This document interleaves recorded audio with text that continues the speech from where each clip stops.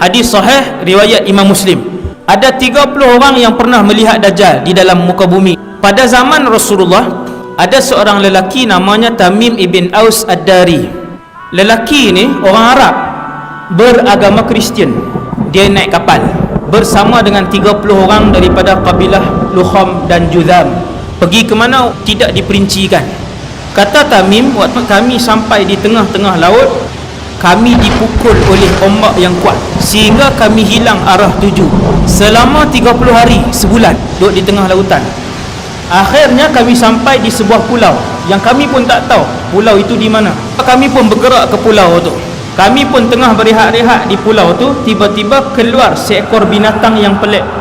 Binatang ini berbulu lebat sehingga menutup seluruh bahagian badannya. Kemudian binatang ni pun datang dekat. Kemudian dia bercakap, "Siapa kalian?" Kami pun jawab, "Kami adalah pemuda-pemuda Arab Kristian daripada semenanjung tanah Arab." Tamim pun bertanya pada binatang tadi, "Siapa kamu?" Binatang tu jawab, "Ana al-Jassasah."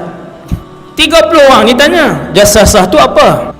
Dia tak jawab. Dia kata, di tengah-tengah pulau ada satu orang yang sudah lama menunggu kabar berita daripada orang lain. Mereka pergi ke tengah-tengah pulau. Kata Tamim, kami pun masuk ke dalam. Kami mendapati di dalam itu ada satu orang lelaki, tubuhnya sangatlah besar. Dia bersandar ke dinding gua itu dalam keadaan kedua-dua tangannya dan kedua-dua kakinya diikat dengan satu rantai besi yang tak boleh bergerak. Kedua-dua pahanya dirapatkan ke dadanya. Kemudian lelaki yang berambut panjang itu, kerinting yang sangat kerinting. Lelaki itu bertanya kepada kami, "Man antum?" Kamu semua ni siapa? Kami Arab ni daripada semenanjung tanah Arab, naik kapal, panjang cerita. Kemudian kami pun tanya kepada lelaki tadi, "Siapa kamu?" Jadi dia tak jawab. Kemudian dia tanya beberapa soalan, 4 soalan. Soalan pertama lelaki ni tanya, "Kamu semua tahu tak tentang Tasik Tabariyah?" Yang ramai-ramai ni jawab, "Tahu." "Macam mana keadaan Tasik itu?" "Oh, airnya masih banyak." Lelaki ni kata, "Satu hari apabila kamu tengok Tasik itu hampir kekeringan, maka ketika itu aku akan keluar." Tasik Tabariyah ni tasik di mana? Sea of Galilee. Tasik ni ada di Israel.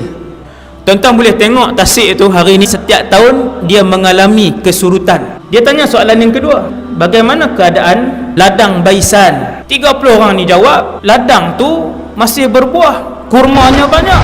Laki yang kena ikat tu kata, "Satu hari ladang itu tidak akan lagi mengeluarkan buah." Ladang Baisan di Palestin.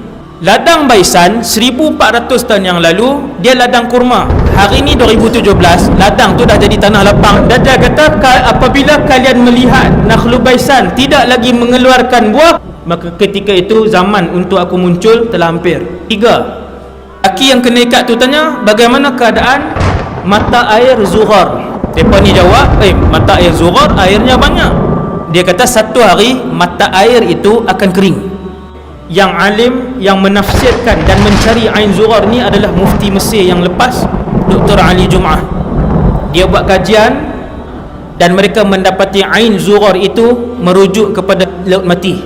Laut Mati itu 100 tahun yang lalu penduduk di situ sebut Ain Zughar. Ketika kumpulan ulama daripada Mesir, termasuk mufti Mesir yang lalu, pergi ke situ, orang kampung sebut, "Wahai Tuan Mufti, dulu di sini adalah sebahagian daripada Laut Mati itu." Dia tunjuk satu pokok jauh daripada Laut Mati itu.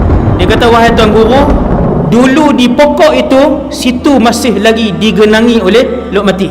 Dan hari ini dah mula surut." Soalan yang keempat, lelaki ni dia tanya, "Apakah Nabi yang tak pandai membaca dan menulis telah pun diutuskan?" 30 orang ni pun jawab, "Ya, Nabi itu telah pun diutuskan oleh Allah dan dia telah pun berhijrah daripada Mekah ke Yathrib, Madinah." "Adakah dia berperang dan dia diperangi?" "Ya, Nabi itu diperangi."